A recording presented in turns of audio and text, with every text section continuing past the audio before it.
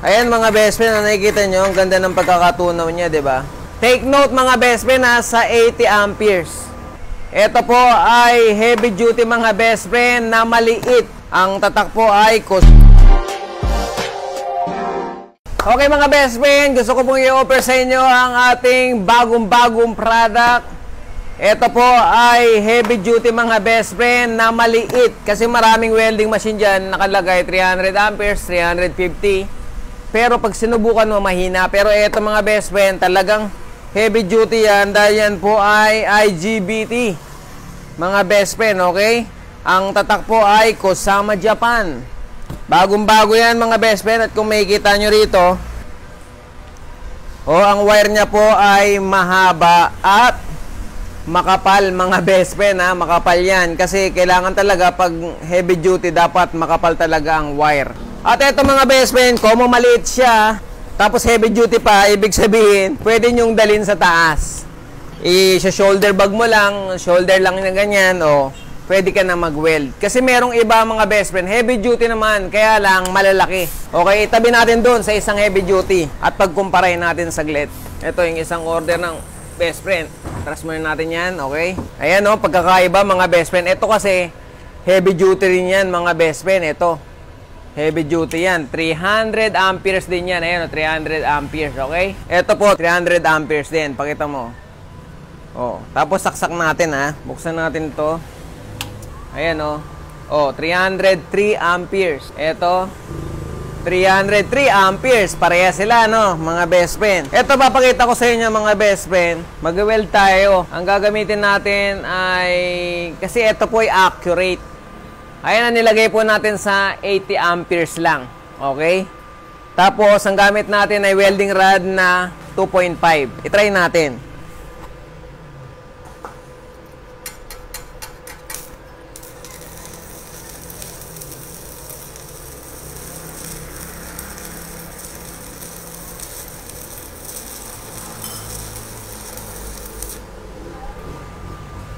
Yan, tingnan natin yung ating pagkaka-weld. So, yan po ang pagkaka-weld natin, Tingnan natin kung natunaw,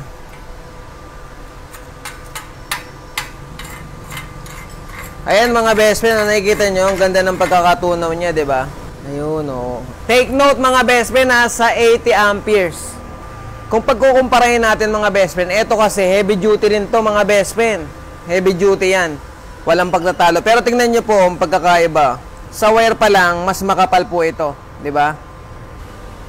Ayan, sa wire pa lang mga best friend, mas makapal po itong isa. Itong Kosama Japan na brand. Ito pong isa, medyo manipis. Okay, i-try naman natin dito yung 80. Yan, 83 na. I-try naman natin to.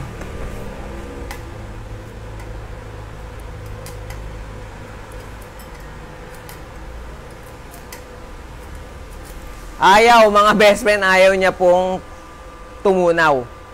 Ibig sabihin, hindi siya accurate, hindi niya pa kayang tumunaw ng sa 80.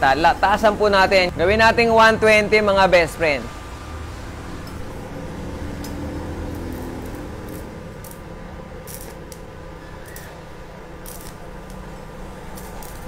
Ayaw niya pa rin. Okay, iangat pa po natin ng 150.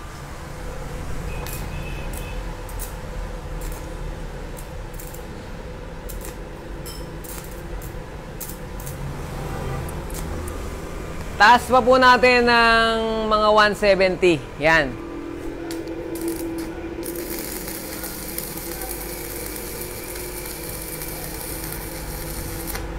Yan. Yan. In fairness mga best friend, maganda rin siyang tumunaw. Kaya lang mag-uumpisa po siya sa 170. Mga best friend. Eto, sinasabi ko po sa inyo, heavy duty, accurate mga best friend. At ang kakapal ng niyan, mahaba yung wire at makapal po ang kanyang wire kasi nga heavy duty. Pag heavy duty, kailangan talaga makapal po ang wire. So yan mga best friend, mamili kayo etong heavy duty na to o heavy duty na to. Tandaan nyo dito po, 80 pa lang, tunaw na yung 2.5. Dito po, 170, matutunaw niya rin yung 2.5. Pero pagdating nito siyempre sa 170, doble-doble nilakas nun, di ba? Yun, ganun po mga best friend. Pero your choice po ha, bahala po kayo kung ano bibili nyo. Pero eto po ang maganda rito ay mabubuhat mo pa pagdating mo sa taas. Halimbawa, magwe-weld ka sa trase sa taas. Ito po, pwede mong gamitin mga best friend. Ito rin pwede rin, kaya lang medyo malaki masyado, tapos mahirap siyang iano sa taas.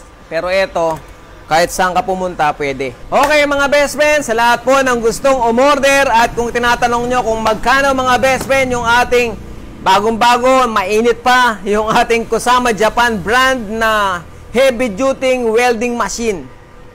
Yan po ay nagkakahalaga lang po ng 4.5 mga best friend, okay?